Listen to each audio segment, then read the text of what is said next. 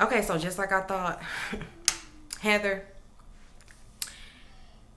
you got a fetish. You got a fetish going on, and I don't like it. I don't like it. I don't like it at all. Mm-mm. Let's get into it. The thing is, the cops saw her, so they didn't pull her.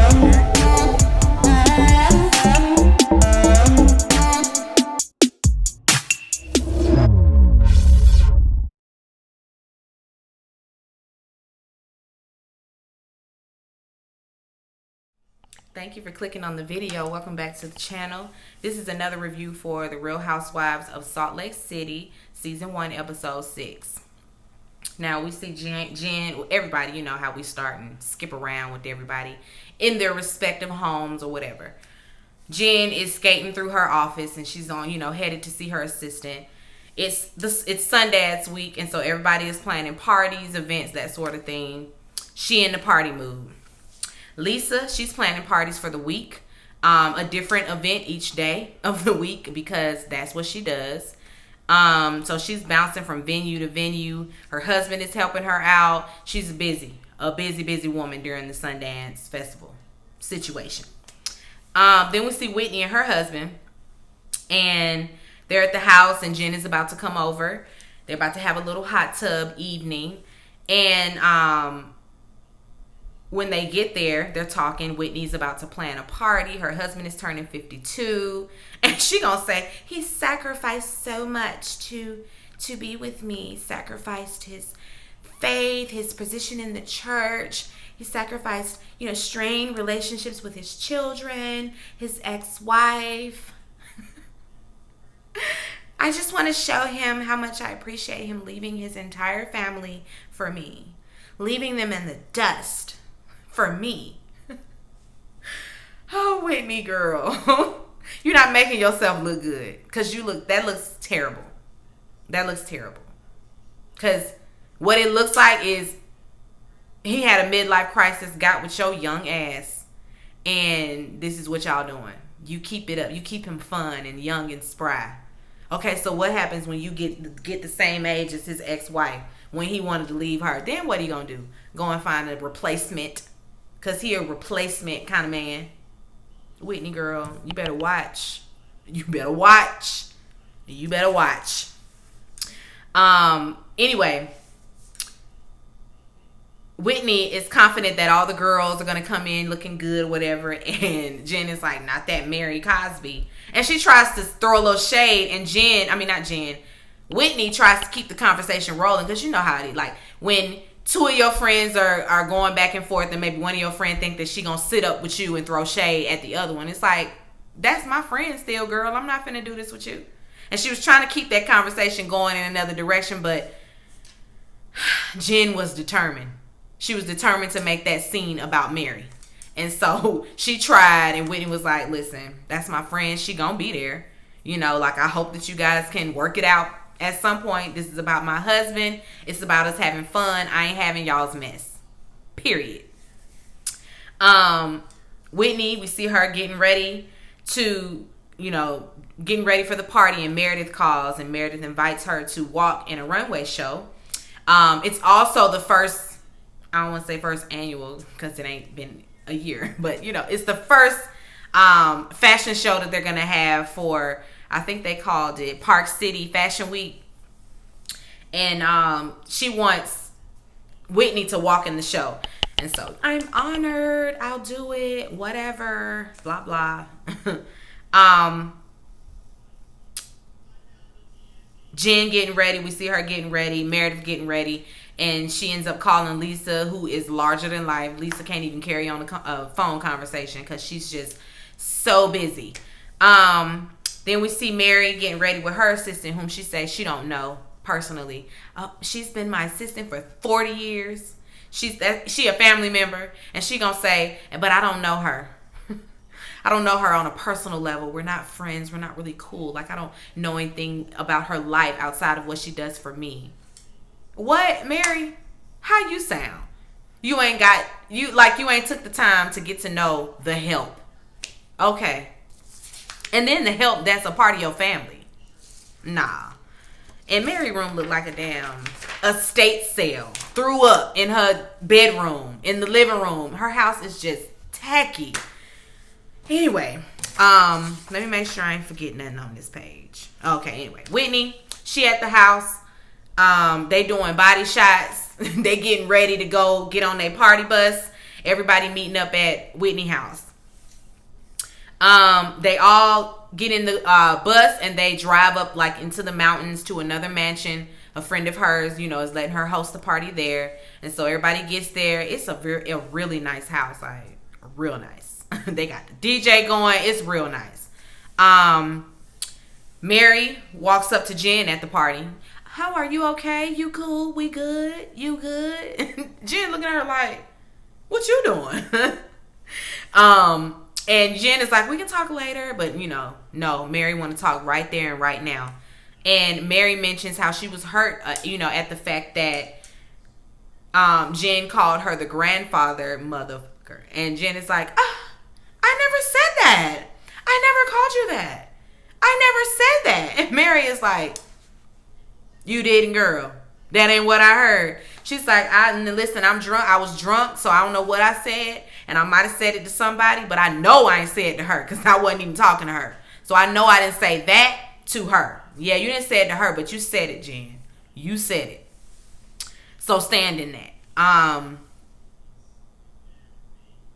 Meredith gets excited. She's, about to do the whole Park City Fashion Week. Brooks is the designer. Well, he is a designer. He make little I ain't gonna say little because when you throw little in there, it's a little shady. He makes tracksuits, designs them, and they're gonna have his stuff, in one of the shows. And so, he's getting his pieces ready for Park City Fashion Week. Meredith and Brooks, they talk about Seth and I being there because, of course, Brooks want his dad there, but Seth ain't gonna be there because Meredith and Seth having issues, so she wants Seth to stay away, and that's what he doing. Lisa, see her still running around planning events, but at her house, Desi, the babysitter, and the babysitter and her oldest son look about the same age. And why they need a babysitter? Because that oldest son looks her age, and she looks at least 17 or 18. That boy can watch that little boy. They can watch themselves. Why are you paying Desi? Just paying somebody just do nothing. Because they can watch themselves. I guess it's worse if I leave my kids like the way she leave her kids. I guess it's worse if you leave them and then just leave them alone. I guess. They try to FaceTime her and she don't answer the phone. And she get in her confessional and say, yeah, well, mommy is MIA during Sundance week, so they can fend for themselves. I don't answer any calls unless it's work related. Not even your kids. Damn, Lisa. Anyway, Whitney and Heather, they meet for drinks. And Heather mentions in her confessional, that bartenders in Utah will, water down the drinks or give them weak drinks purposely. Stuff is mandated. Like that Mormon community is influential, like for real. They don't want you making drinks, can't have but one drink on the table at a time. It's just not for me. Not the religion for me. I'm gonna have to edit this like real good because my phone stopped when my alarm went off. My son got specials. So let me wrap this up because it's gonna remind me again.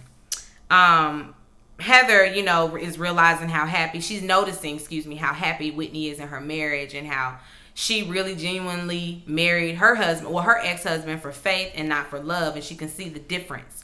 And nobody in Utah is up to par. And she don't feel like nobody gonna want her. She got kids. She's a divorcee. She likes to drink. All that, and the third. You know the spill. And Whitney is like, girl, you just making excuses because there's some men out here. I found mine. Like, you can find you somebody. Jen is planning a VIP screening for her cousin's movie. It's a documentary. And the party's going to be at her house. The party's nice. Jen Shaw throws a nice party. Heather, she comes to the party and she automatically, with this, she trying to get laid. Oh, it's just, oh, it's so many men here. Oh, I'm definitely down to have sex. Definitely down to get laid. I'm not trying to be in no relationship, but definitely down to get laid during Sundance. Whitney shows up and she invited two of her friends there. They end up watching the documentary while they're there. The documentary is about this rap group, rags to riches story. Whatever. I'm glad they make us sit through none of it. Jen at the party, knowing that Heather wants to get laid, she gonna go and seek out a black man. It's like they all had the conversation. You know what I like. You know what I like.